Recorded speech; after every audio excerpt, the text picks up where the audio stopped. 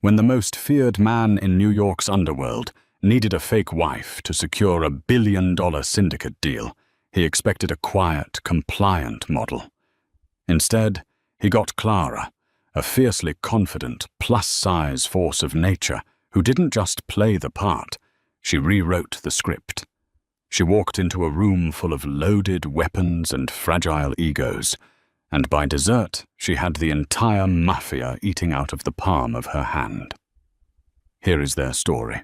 Dominic Moretti did not ask for favors. He demanded compliance. As the undisputed head of the Moretti syndicate, his life was a meticulously constructed empire of loyalty, fear, and unparalleled wealth.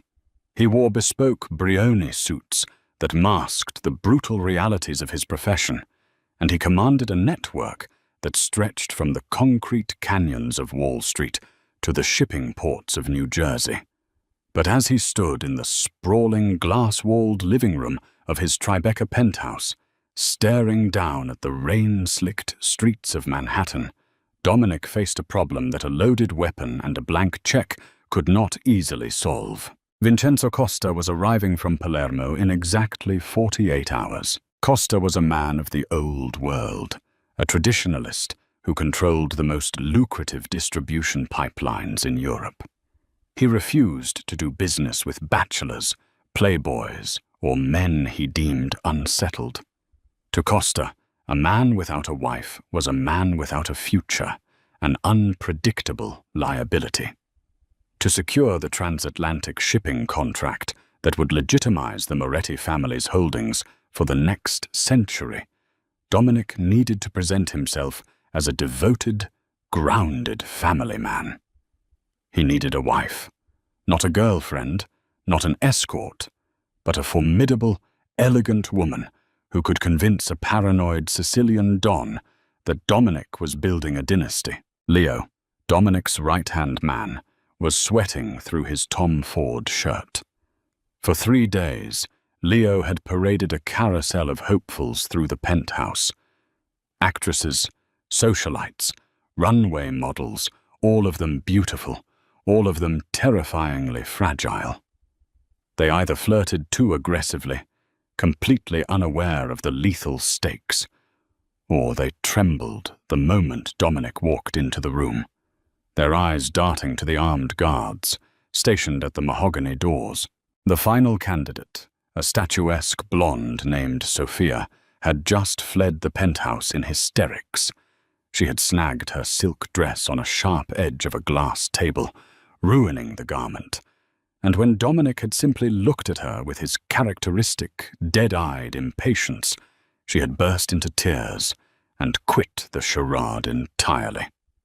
"She's gone, boss," Leo muttered, running a hand over his face. "I can make some more calls. I know a girl down in Soho." "No more girls, Leo," Dominic snapped, his voice a low, gravelly baritone that made the air in the room feel heavy. "Costa isn't an idiot. He will see right through some trembling 22-year-old whose only ambition is an unlimited tab at Bergdorf Goodman. I need a woman with gravity, a woman who looks like she could run this family if I caught a bullet tomorrow." The heavy oak doors of the penthouse swung open, interrupting the tense silence. "Well, you owe me $400 for the emergency call-out, and since your runway princess is currently sobbing in the elevator, I assume the fitting is cancelled." Dominic turned slowly.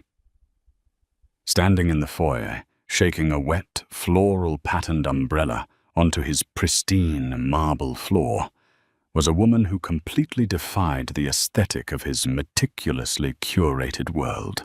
Clara Higgins was Leo's cousin, a highly sought-after theatrical wardrobe mistress who practically ran the backstage chaos of Broadway's biggest shows. She was also undeniably, unapologetically fat. She did not attempt to hide her size behind drab colors or shapeless sacks. Instead, she commanded the room in a vibrant, oversized vintage Chanel trench coat in a striking shade of mustard yellow. Her dark, curly hair was pinned up in a messy but deliberate twist, and her full, rouged lips were pressed into a tight line of pure annoyance. She carried a heavy leather sewing kit that looked like it had survived a war. "Clara," Leo hissed, his eyes darting nervously to his boss. "You can't just walk in here." I buzzed. "Your security goons let me up because they know I'm the only one who can fix a torn, bias-cut silk hem in under 20 minutes, Clara fired back, not even looking at Leo. Her sharp, intelligent eyes locked directly onto Dominic. She didn't flinch. She didn't tremble. She looked at the city's most dangerous man, the same way she looked at a misbehaving chorus boy. "I don't care who you are or what kind of intimidation racket you're running here. My time is valuable." Dominic stepped forward, intrigued. He was a man who stood 6'3", built like a heavyweight fighter, and he was used to people physically shrinking away from him. Clara stood her ground. Her soft, heavy curves were planted firmly, her chin tilted up in defiance. There was an undeniable warmth and power radiating from her, a grounding presence that immediately sucked the frantic, panicked energy out of the room. "You're Leo's cousin," Dominic stated, his dark eyes analyzing her. "And you're the man who makes grown women cry over a ripped hem," Clara countered smoothly. She unbuttoned her trench coat, revealing a tailored emerald green wrap dress that hugged her full bust and wide hips beautifully. She was completely comfortable in her own skin, moving with a grace that belied the heavy anxiety of the men surrounding her. "Since there's no dress to fix, I'll be taking my fee and leaving. Cash preferred." Dominic didn't reach for his wallet. Instead, a slow, dangerous smile crept onto his face. He walked closer to her, invading her personal space. He smelled of expensive Cohiba cigars, rain, and danger. Clara simply arched an eyebrow, refusing to step back. "Are you afraid of me, Clara?" Dominic asked softly. "I routinely manage 50 exhausted, ego-driven actors during a quick change while a live orchestra plays," Clara replied dryly, crossing her plump arms over her chest. "You are just a man in a very expensive suit with a scowl. So no, I'm not afraid of you." Dominic turned to Leo. "Cancel the other calls." Leo blinked, thoroughly confused. "Boss? We still need a wife for the Costa dinner." Dominic looked back down at Clara, admiring the fierce, unyielding fire in her eyes, the proud set of her full jaw, and the absolute lack of pretense in her posture. She was real. She had weight, substance, and a mind sharp enough to slice through glass. Costa wanted a formidable woman? He was looking at one. "We don't need to make any more calls," Dominic said, his gaze never leaving Clara's. "We already found her." Clara stared at the heavy, embossed check sitting on the glass coffee table. The number written on it in Dominic's sharp, aggressive handwriting was enough to buy a brownstone in Brooklyn outright. $2 million, Clara said slowly, her voice steady, despite the adrenaline surging through her veins. She sat opposite Dominic on a low, plush velvet sofa, her heavy leather sewing kit resting by her feet. "Tax-free. Transferred to an offshore account of your choosing the morning after Vincenzo Costa signs the contract," Dominic confirmed. He leaned back in his leather armchair, swirling a finger of amber Macallan whiskey in a crystal glass. He was watching her intently, studying the way she processed the information. "And for this, I have to pretend to be deeply in love with a man who likely has bodies buried in New Jersey, smile at a Sicilian Mafia don over a plate of osso buco, and convince him that you are a domesticated, trustworthy family man." Clara picked up the check, folding it precisely in half. "It's not enough." Leo, standing by the door, choked on his own breath. "Clara, are you out of your mind? That's 2 million—" "I heard the number, Leo," Clara interrupted, her tone sharp. She looked at Dominic, her dark eyes completely serious. "If Costa is as smart and paranoid as you say he is, he will do a background check. He will see that I am not a runway model. He will see that I am a fat, working-class theatrical designer from Queens. You need a narrative that makes sense. We can't just pretend we met at a charity gala." "What do you suggest?" Dominic asked, genuinely fascinated. Nobody negotiated with him. Nobody pushed back. "We met 8 years ago," Clara lied seamlessly, leaning forward, her full breasts pressing against the emerald silk of her dress. "You bumped into me outside a bakery in Little Italy. We argued. You liked that I yelled at you.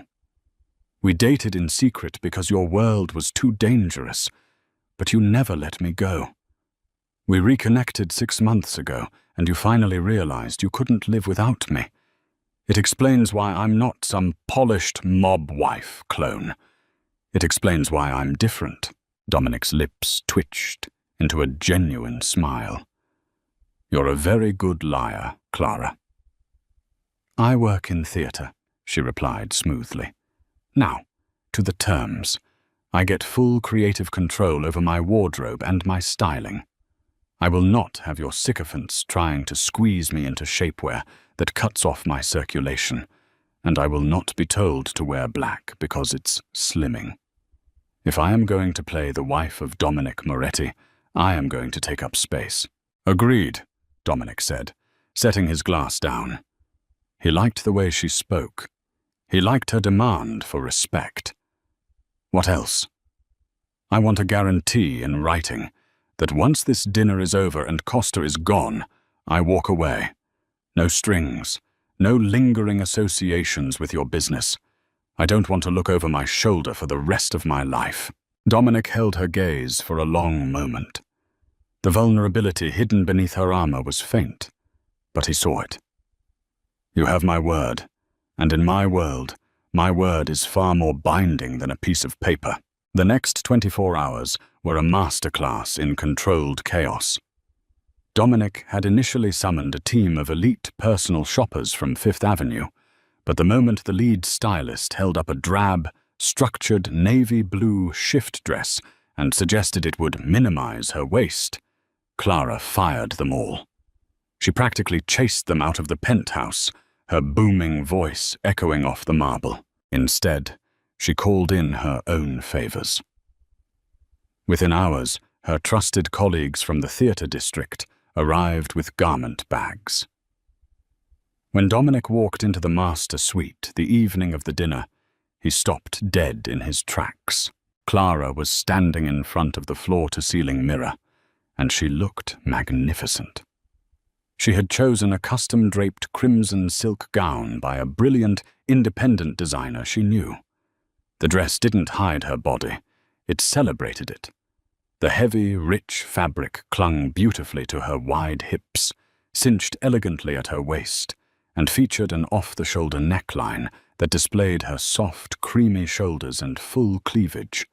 Her hair was swept to one side in dramatic, glamorous waves, and her makeup was classic, a sharp winged eyeliner and a deep red lip that matched the dress perfectly. She didn't look like a woman trying to shrink herself to fit into a Mafia boss's world.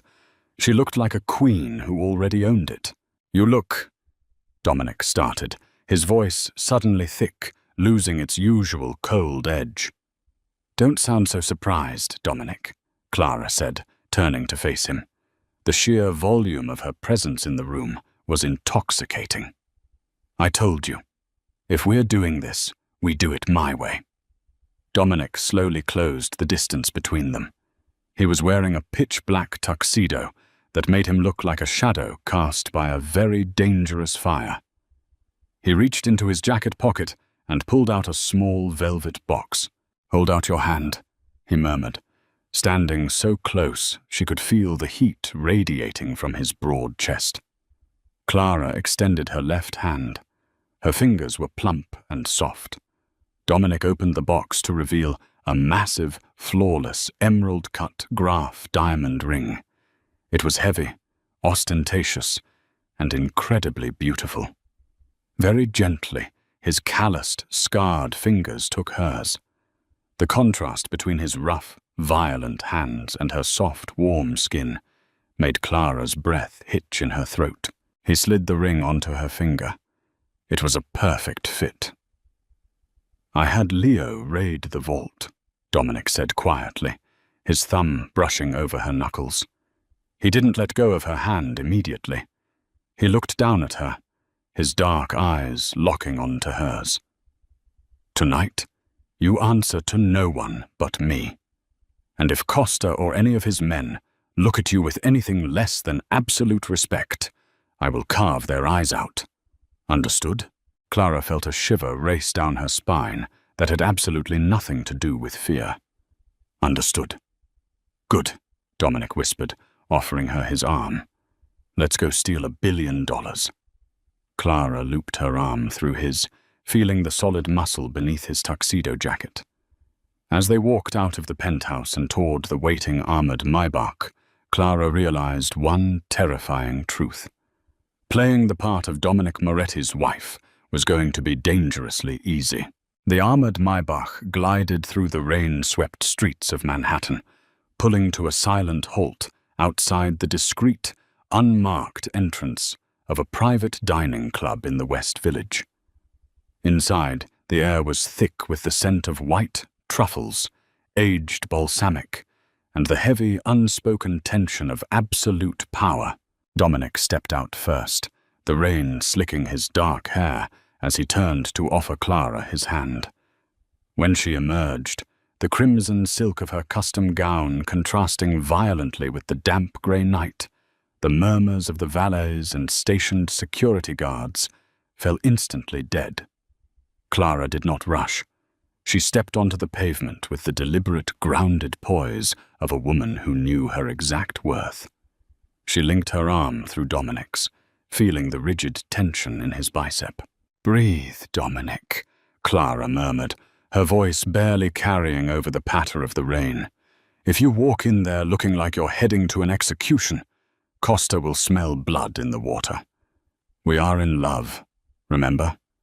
We are celebrating." Dominic looked down at her, his dark, calculating eyes widening fractionally. He was the boss of the Moretti family. No one told him to breathe. Yet the steady, warm weight of her hand against his side acted as an anchor. He let out a slow exhale, his broad shoulders dropping a fraction of an inch. "You are entirely too calm for a woman walking into a room full of loaded guns. I survived a tech rehearsal of Les Miserables with a director who threw folding chairs," Clara replied, flashing a brilliant, unfazed smile. "Mobsters are just theater kids with better tailoring and worse tempers." They entered the subterranean private dining room. Vincenzo Costa sat at the head of a long, heavy oak table, flanked by 4 men whose suits bulged slightly at the ribs. Costa was in his late 60s, a hawk-faced Sicilian with cold, rheumy eyes that had seen decades of betrayals and bloodshed. Next to him sat his nephew, Lorenzo, a slick, arrogant underboss with a penchant for flashy Rolexes and cruel jokes. When Dominic and Clara approached, Costa did not immediately stand. His eyes locked onto Clara, analyzing her with a ruthlessness that would have made a weaker woman shatter. He took in her soft, wide curves, the unapologetic boldness of the red dress, and the massive Graf diamond catching the low candlelight. He was looking for a crack, a tremor, a sign of the terrified escort Leo usually procured. Clara gave him none.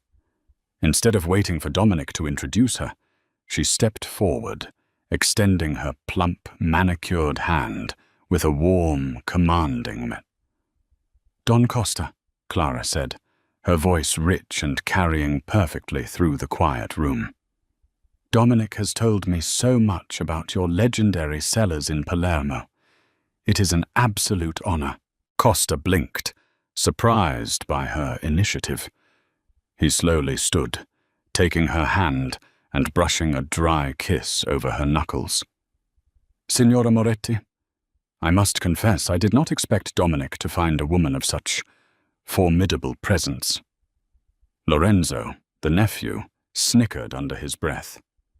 "Yes, Dominic always did have a massive appetite. It seems he indulges it at home now, too." The room temperature plummeted. Dominic's hand twitched toward the inside of his jacket, a murderous rage flashing across his face. But before he could draw breath to order Lorenzo's execution, Clara laughed. It was a rich, throaty, genuine sound that echoed off the brick walls. "Oh, Lorenzo, isn't it?" Clara said, turning her sharp gaze to the younger man. She looked him up and down, her eyes pausing on his overly tight, shiny suit jacket. "It's true. My husband loves a woman with substance. He prefers a feast, while it seems you."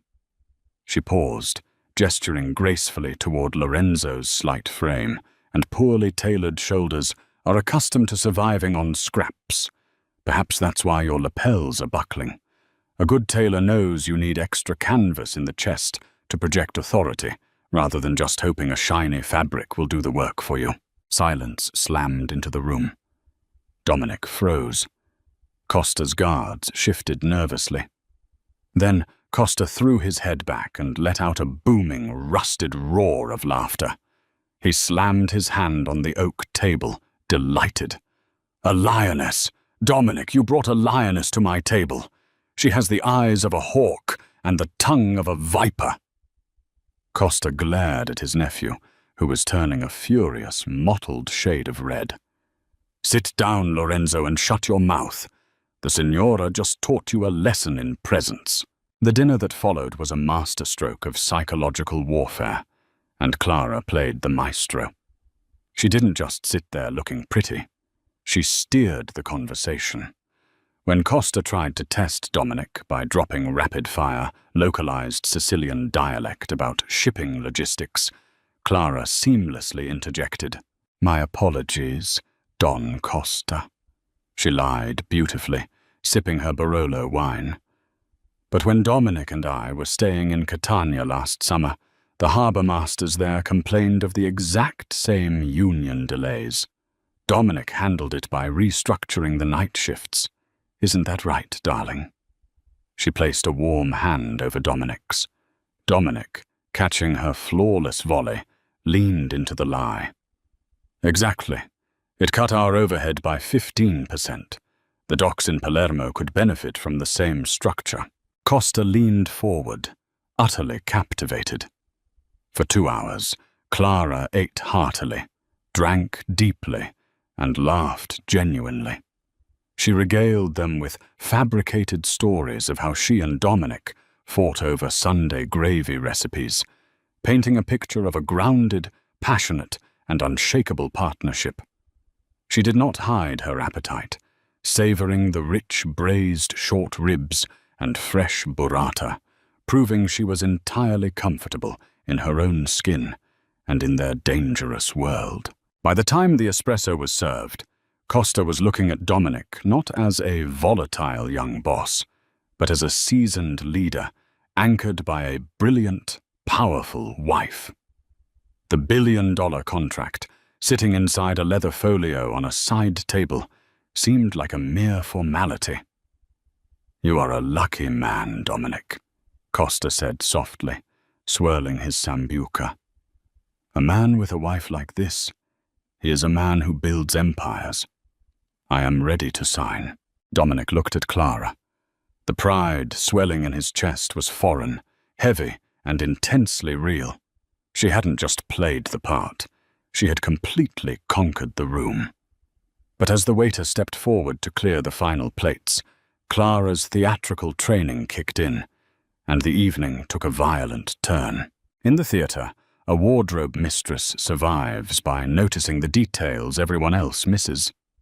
Clara's brain was wired to spot the fraying hem of a chorus-line skirt from 50 feet away, or the wrong pair of shoes on a principal actor mere seconds before the curtain rose.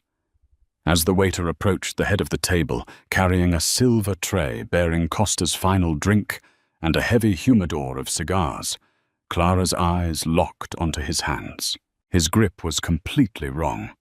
A trained server at an elite establishment balances a tray on the fingertips of one hand, keeping the other behind the back. This man was gripping the edges of the silver tray with white-knuckled intensity. Worse, Clara's gaze drifted to his uniform. The vest was standard issue, but the trousers were a heavy, tactical twill, not the lightweight wool blend worn by the rest of the staff. And peeking out from beneath his polished left shoe was a thick, rubberized combat sole, designed for silent movement and heavy traction, not sliding across a dining room floor. The man wasn't a waiter. As he stepped behind Costa's chair, his right hand slipped away from the tray, sliding smoothly beneath the tailored vest toward his waistband. Clara didn't think. There was no time to scream, no time to warn Dominic in a room where a single misinterpreted word meant a bloodbath. Relying on the pure, unadulterated weight of her body and the element of surprise, Clara stood up violently. "Oh my God, the rat!" Clara shrieked at the top of her lungs, pointing at the floor directly behind the fake waiter. In the same explosive movement, she hooked her foot around the heavy leg of her dining chair and shoved it backward with all her might. The heavy wooden chair slammed directly into the knees of the assassin just as he drew a silenced, semi-automatic pistol from his belt. The man buckled, his shot going wild. The bullet shattered the crystal chandelier above the table, raining glass down on the plates. Chaos erupted. Clara grabbed the edge of the heavy oak table and threw her entire weight backward, dragging the tablecloth, the fine china, the wine glasses, and the heavy silver centerpieces directly into the assassin's path, burying him in a cascade of debris and scalding espresso. "Gun!" Dominic roared, his instincts taking over instantly. He lunged over the table, tackling Clara to the floor and shielding her body with his massive frame. In a fraction of a second, the room transformed into a war zone. Costa's guards drew their weapons, but Leo and Dominic's men were faster. 2 deafening shots rang out in the confined space, followed by the heavy thud of the fake waiter hitting the floor. Neutralized, silence snapped back into the room, broken only by the tinkling of settling glass and the heavy, ragged breathing of the men. Dominic was hovering over Clara, his hands frantically checking her face, her shoulders, the crimson silk of her dress. His heart was hammering against his ribs like a sledgehammer. The mask of the cold, calculated Mafia boss had completely shattered, replaced by raw, naked panic. "Clara," he breathed, his voice cracking. "Clara, are you hit? Talk to me." Clara blinked up at him, her chest heaving. Her beautiful updo had collapsed, dark curls framing her face, and her dress was splashed with spilled wine. But her eyes were clear and sharp. I'm fine, Dominic. He's down." Slowly, Dominic helped her to her feet, keeping a protective arm tightly around her thick waist. He refused to let her go. Across the room, Vincenzo Costa was staring at the dead man on the floor, then slowly raised his eyes to Clara. The old Don brushed a piece of shattered crystal off his lapel. The assassin was a known hitter from the rival Calabrian faction, a man sent to destabilize the entire East Coast by wiping out Costa and Moretti in one stroke. Costa looked at Clara, who was currently adjusting her torn dress with the annoyed pragmatism of a woman inspecting a ruined costume. She saw him, Costa whispered, absolute awe in his gravelly voice. He stepped over the debris, ignoring his panicked nephew, and walked directly to Clara. Before my guards, before my own eyes, your wife saw the blade in the grass. I know a bad costume when I see one, Clara said, her voice shaking only slightly. His trousers didn't match the vest, and waiters don't wear tactical boots. Costa reached out and gripped Dominic's shoulder with bruising force. I wanted proof that you were a man who could protect his investments, Dominic. You have brought me a woman who protects the protector. The Calabrians will pay for this. But tonight, Costa gestured to Leo, who was holding the leather folio against his chest like a shield. Tonight we sign. I do not do business with men. I do business with families. And the Moretti family is made of iron. 30 minutes later, the billion-dollar contract was signed in a secured back office. The police were handled by Dominic's sprawling payroll, the mess swept under the rug of underworld privilege. When they finally climbed back into the armored Maybach, the adrenaline began to fade, leaving a heavy, exhausted silence in its wake. Clara kicked off her ruined heels, sighing as she rubbed her aching temples. Dominic sat beside her in the dark. He wasn't drinking. He wasn't celebrating.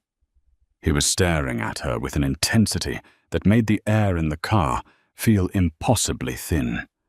The $2 million check, the fake story, the wardrobe. It had all been a transaction, a business deal. But as Dominic looked at the fat, fiercely beautiful woman who had just hurled herself into the line of fire to save his life, the transactional nature of their agreement evaporated into the night air. He reached across the leather seat and took her hand, his thumb tracing the heavy graph diamond on her finger. The deal is done, Clara whispered, looking down at his scarred hand holding hers. You got your shipping routes. Yes, Dominic replied, his voice a low, dangerous rumble. He leaned in, his lips hovering mere inches from hers, the scent of gunpowder and rain clinging to his skin. But the terms of our contract just changed, Clara, because there is no force on this earth that is going to make me let you walk away. The interior of the Maybach was as silent as a tomb, save for the rhythmic drumming of the rain against the tinted bulletproof glass. Clara stared at Dominic, the sheer gravity of his words hanging in the narrow space between them. There is no force on this earth that is going to make me let you walk away. For a fleeting second, the pragmatic, fiercely independent theater professional in her wanted to laugh, to remind him of the $2 million and the ironclad verbal contract they had struck just 24 hours ago. But as she looked into Dominic's dark, fathomless eyes, the humor died in her throat. The cold, calculating mob boss who had evaluated her like a piece of strategic real estate was gone. In his place was a man stripped down to his rawest, most dangerous instincts, a predator who had found something precious and was mentally preparing to go to war to keep it. A contract is a contract, Dominic, Clara said, her voice softer than she intended, though she did not pull her hand away from his heavy grip. You promised me a clean break. The dinner is over. Costa signed. Costa signed because he believes you are my wife, Dominic countered, his thumb continuing its slow, mesmerizing sweep over the knuckles of her left hand, where the heavy graph diamond caught the streetlights flashing past the window. And tonight, in front of the entire East Coast underworld, you threw a table at a Calabrian hitman to save my life. Do you honestly think you can just go back to a wardrobe department in Queens tomorrow? You are on the board now, Clara. You are a known entity. A cold spike of reality pierced through the fading adrenaline. Clara's breath hitched as the logistical nightmare of her new reality settled in. She wasn't just a fake date anymore. To the rival factions, she was the lioness who had humiliated an assassin and secured the Moretti family a billion-dollar empire. "So what are you saying?" Clara asked, her heart hammering against her ribs, her full breasts rising and falling rapidly against the torn crimson silk of her gown. "That I'm your prisoner. I am saying you are my priority," Dominic replied fiercely, leaning closer until the scent of his cologne and the faint, acrid smell of gunpowder enveloped her completely. "I will not put you in a gilded cage, Clara, but I will not let you out of my sight until the Calabrian threat is buried. And even then—" He paused, his gaze dropping to her soft, parted lips before rising to meet her eyes again. "Even then, I don't think I could let you go." The car glided into the secure underground garage of his Tribeca building.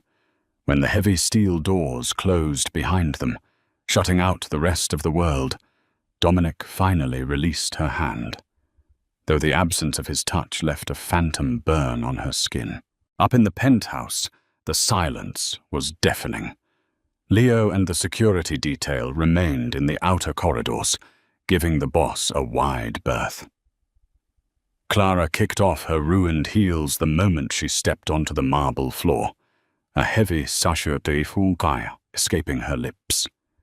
She felt the sudden, crushing weight of the evening in her bones. She turned to head toward the guest suite, desperate to peel off the restrictive wine-stained silk, when she noticed the dark crimson stain blooming on the sleeve of Dominic's white tuxedo shirt. He had removed his jacket and cast it onto an armchair, moving with a stiff, unnatural rigidity. "You're bleeding," Clara stated, her theatrical instincts overriding her exhaustion. In her world, an injured crew member meant the show stopped until they were patched up.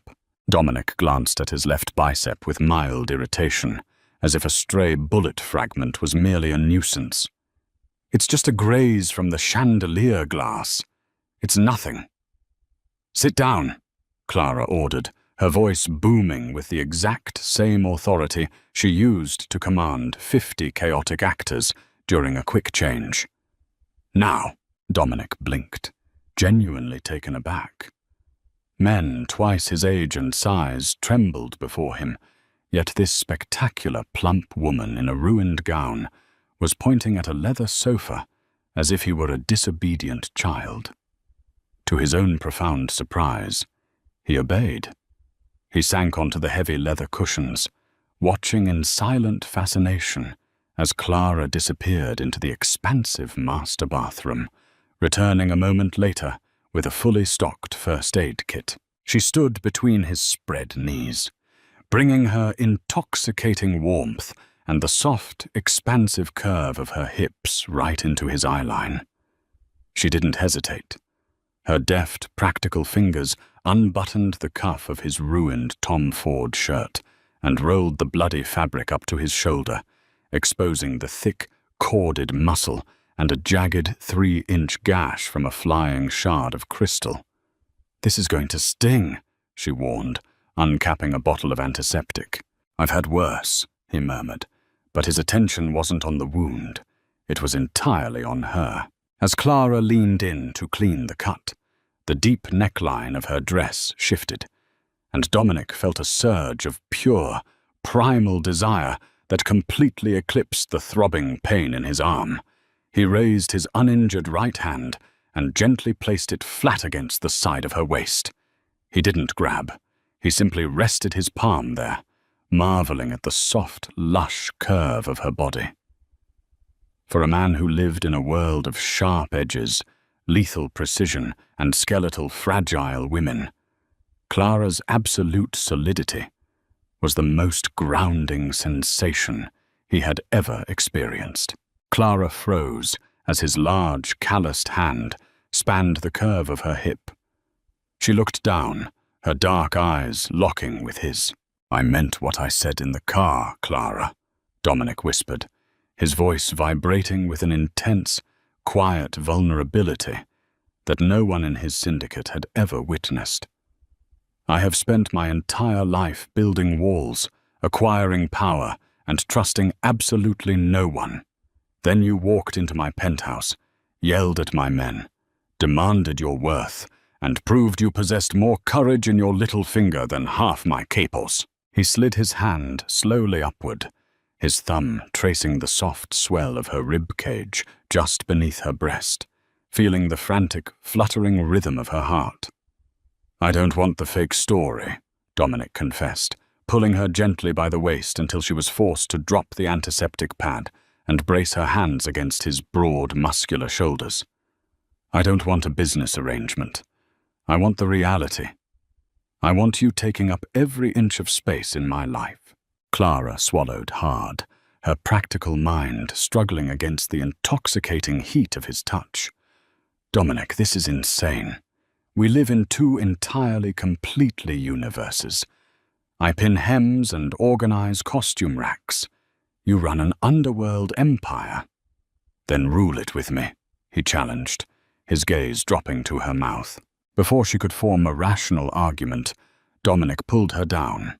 His mouth crashed into hers, not with the brutal violence of his world, but with a desperate, consuming hunger.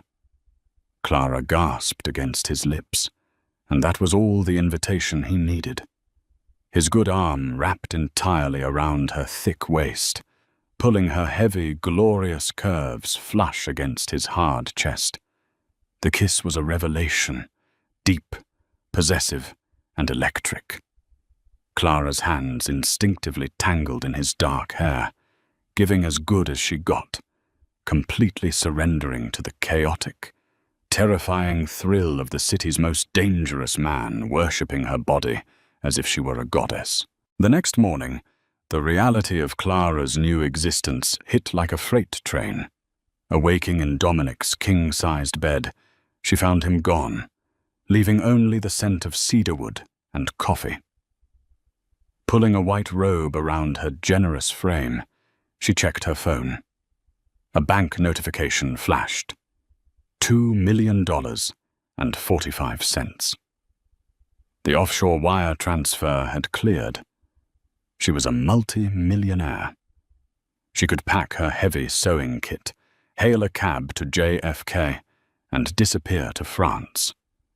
The money was hers, but as she touched her swollen lips, the vivid memory of Dominic's possessive hands on her waist sent a shiver down her spine. Running was impossible. A sharp knock shattered her thoughts. Leo stepped in. His pale face was a stark contrast to his usual slick demeanor. He looked exhausted. "Clara," Leo said, his voice tense. "Dominic needs you in the war room. Now." She didn't bother changing.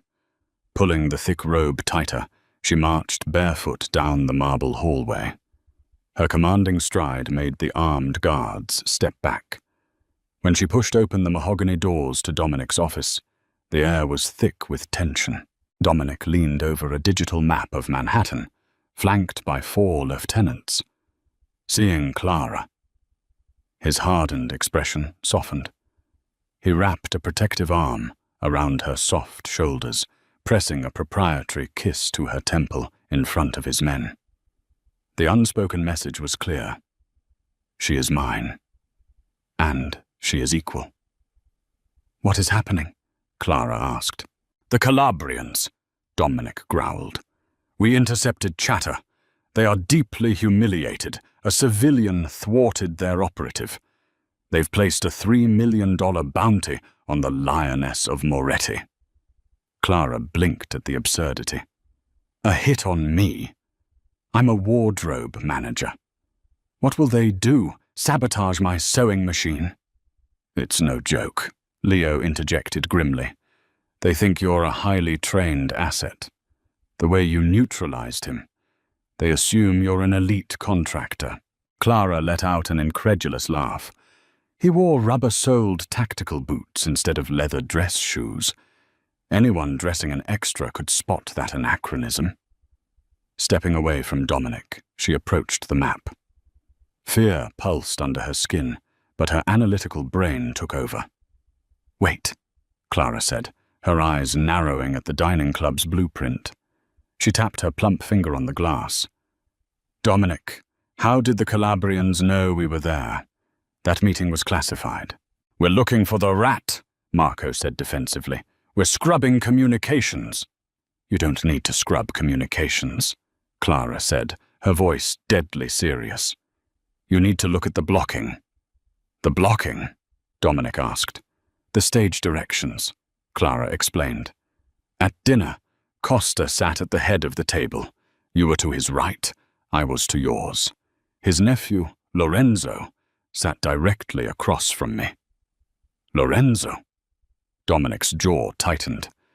"He's a fool, but he is Costa's blood." "A fool in a badly tailored suit," Clara agreed. "But think about the timing. 5 minutes before the waiter came in with the gun, Lorenzo excused himself." Leo shook his head. "So, men use the bathroom." "It's how the assassin entered," Clara pressed. "The fake waiter came through the service doors directly behind Lorenzo's chair. If Lorenzo had been sitting there, the assassin wouldn't have had a clear line of sight to Costa's head. He needed that specific chair empty to take the shot." The silence was heavy. The lieutenants stared at Clara in shock. She wasn't looking at Mafia politics. She was looking at the basic logistics of a stage, where every entrance had a mechanical purpose. "Lorenzo cleared the sight line," Dominic whispered, as the realization hit. The Calabrians had flipped Costa's air. Lorenzo had orchestrated the dinner as a trap. Dominic slammed his fist onto the table. "Get me Costa on a secure line. Now!" Costa, a man of ruthless justice, didn't hesitate when presented with the logical breakdown of his nephew's movements. By noon, Lorenzo was dealt with. The leak was plugged. But the Calabrian bounty remained on Clara's head. After the lieutenants filed out to execute defensive protocols, Dominic locked the doors. He walked over to Clara, who was staring out at the skyline. "I will tear the Calabrian syndicate apart, brick by brick," Dominic said, stepping behind her. He wrapped his arms securely around her thick waist, pulling her comforting weight flush against his chest. "Nobody hunts my wife." "Fake wife," Clara whispered, the fight leaving her voice. Dominic turned her around, his dark eyes blazing with overwhelming devotion. He reached into his pocket and pulled out the velvet box holding the Graf diamond. "The $2 million was for the actress," Dominic said softly, brushing away her stray tear. "But the ring is for the woman who saved my life. The fierce woman who doesn't ever need to shrink herself to fit into my world, because she was born to rule it." He dropped to one knee on the Persian rug. "Keep the money, Clara," Dominic murmured with unwavering reverence. "Keep your theater job if it makes you happy. I'll buy Broadway if I have to. But stay with me. Be my partner. Marry me for real."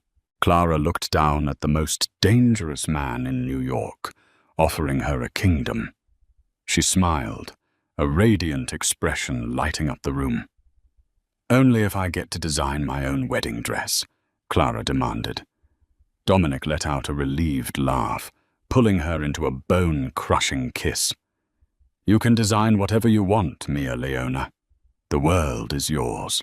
6 months later, the violent storm that had threatened to consume the East Coast underworld was nothing more than a memory.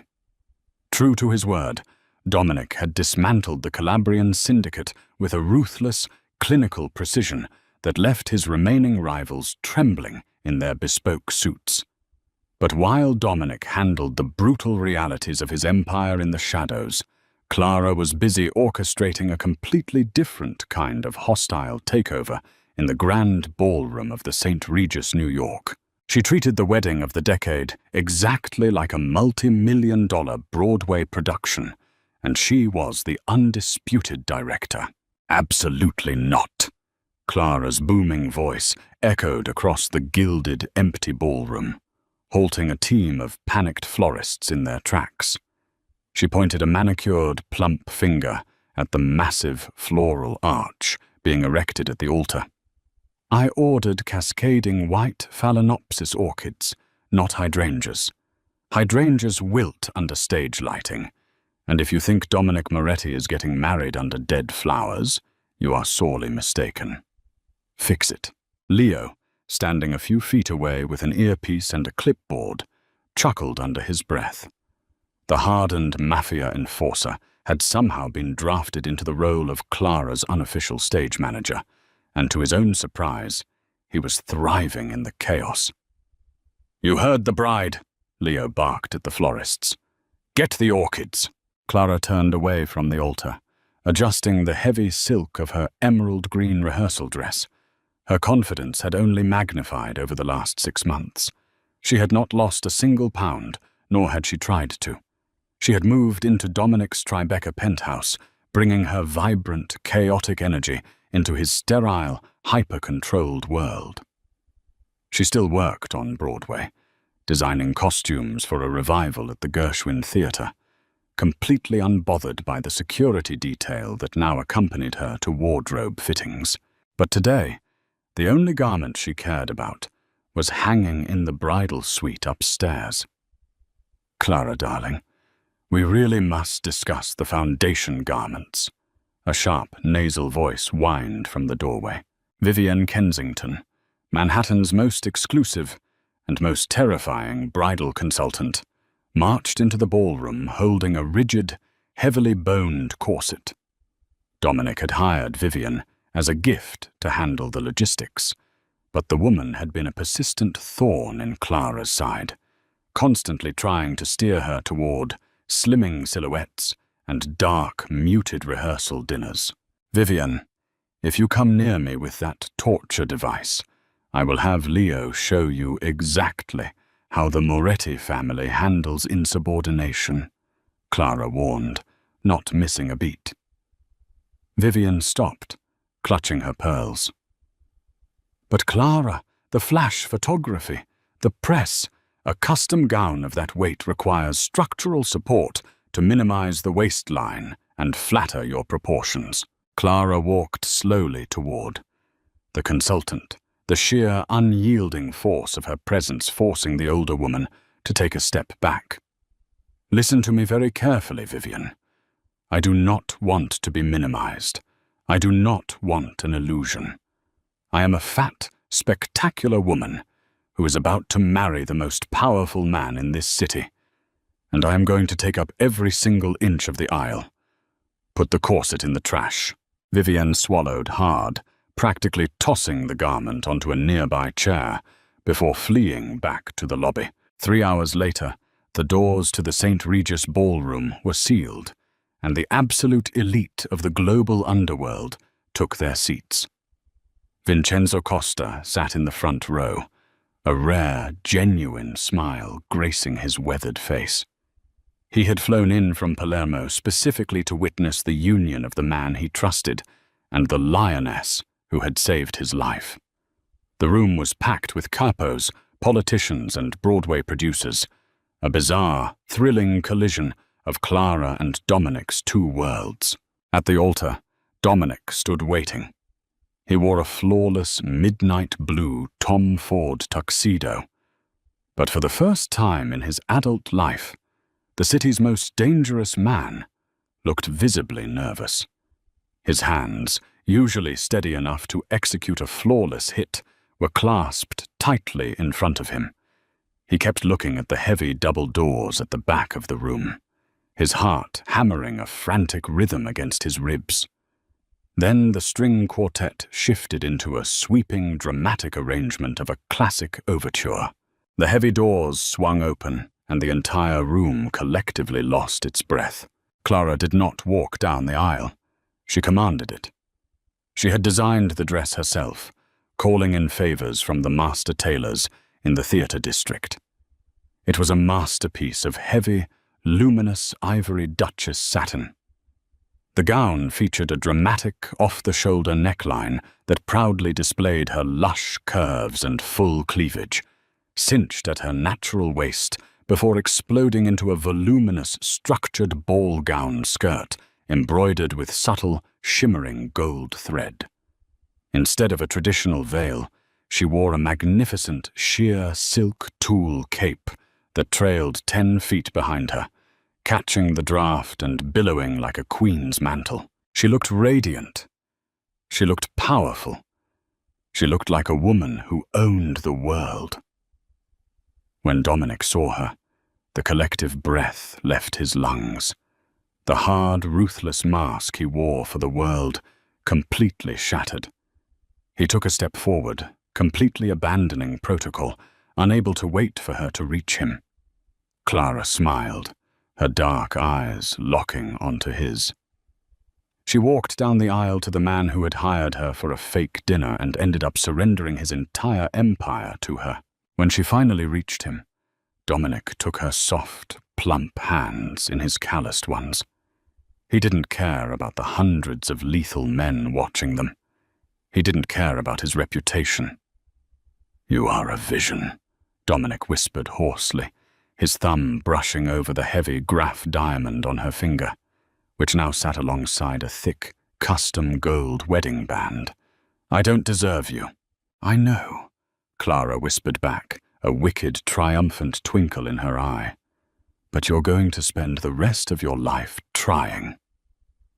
The priest began the traditional ceremony, but neither Clara nor Dominic heard a single word.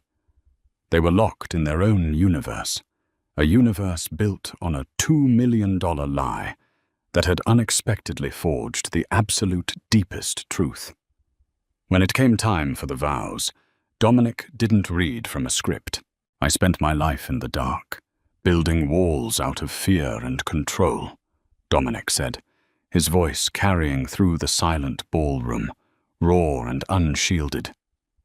"And then you walked in. You didn't just break down my walls, Clara.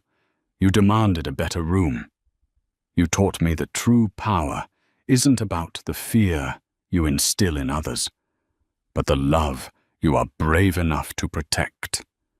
I am yours, completely and forever." Clara felt a tear slip down her cheek, but she didn't bother wiping it away. "You asked me to play a part, Dominic, but you never asked me to hide who I was. You gave me the stage and you let me shine. I promise to be your partner, your equal, and the woman who will always spot the blade in the grass. I pronounce you husband and wife," the priest finally declared.